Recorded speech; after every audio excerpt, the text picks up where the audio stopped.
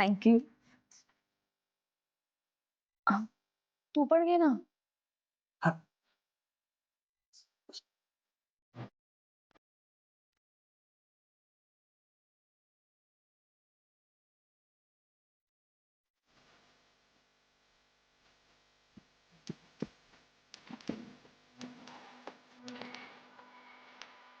गोड आहे. हं? गोड आहे चहा. चहा गोड आहे ना.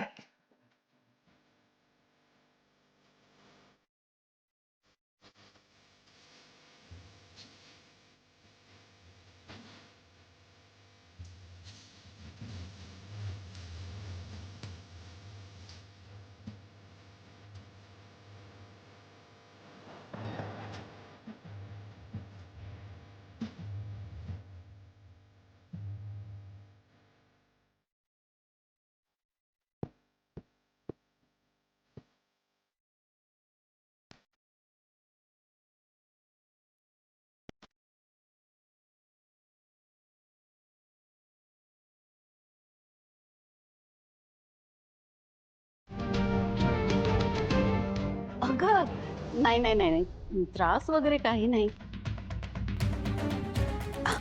अगं काही नाही, मीच पाण्याचा ग्लास किचन मध्ये ठेवायला जात होते तर तीच वाटेत भेटली आणि तिने तो ग्लास घेतला. खूप आज्ञाधारक आहे सून तुझी तिलोत्तमा. हो का?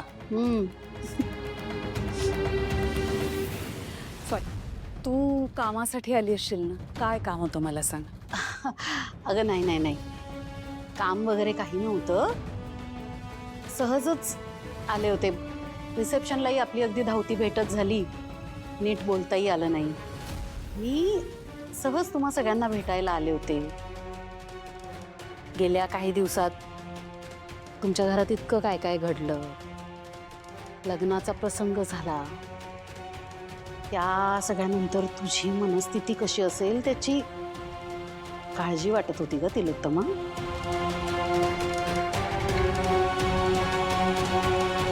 म्हणून तुला भेटायला आले होते. मी ठीक आहे, मी बरी आहे आणि कामात जरा बिझी आहे, बाकी काही नाही.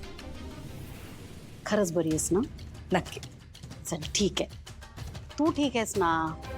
तुझ्या चेहऱ्यावर हे हास्य बघायलाच मी आले होते. बरं, तू कामाच्या गडबडीत आहेस, खूप बिझी आहेस, तू कंटिन्यू कर, आपण नंतर भेटूया कधीतरी निवांत गप्पा मारू. नक्की नक्की. सावली येते ग.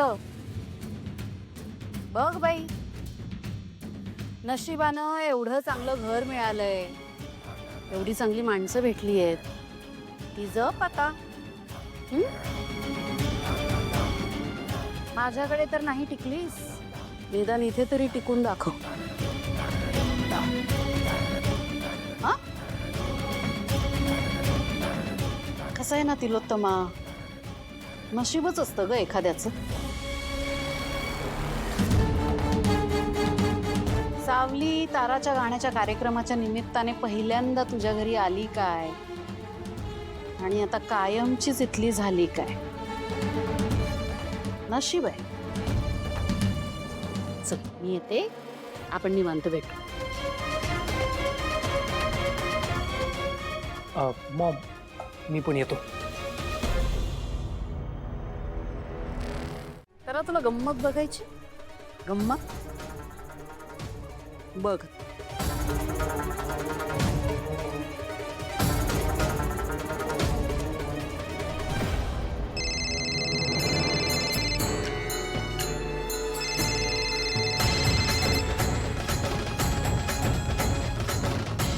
नमस्कार नमस्कार भैरवीताई, नमस्कार.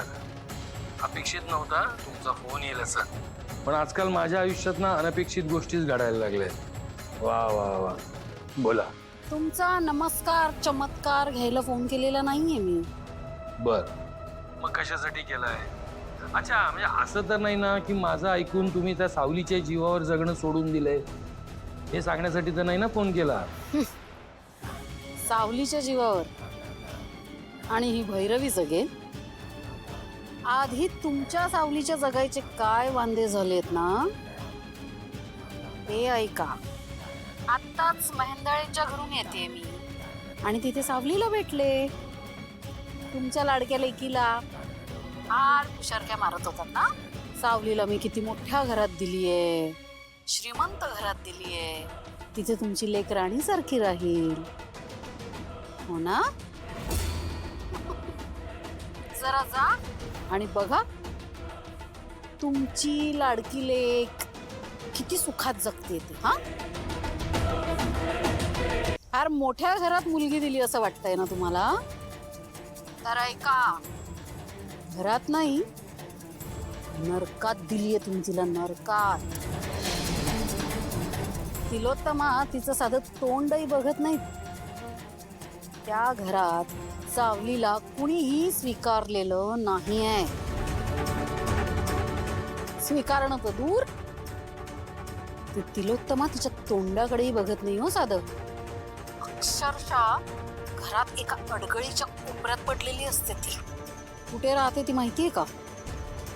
तुमची लाडकी लेक किचन मध्ये राहते. कुणी धड तिच्याशी बोलत नाही, कोणी धड तिच्याशी वागत नाही. काय अवस्था आहे तिची त्या घरात माहितीये का? फार मुलगी मुलगी मुलगी मुलगी करत होतात ना तिला. तर मग ऐका जगन्नाथ, तुम्ही तुमच्या मुलीचं आयुष्य उद्ध्वस्त केलंय. कळलंय? हा,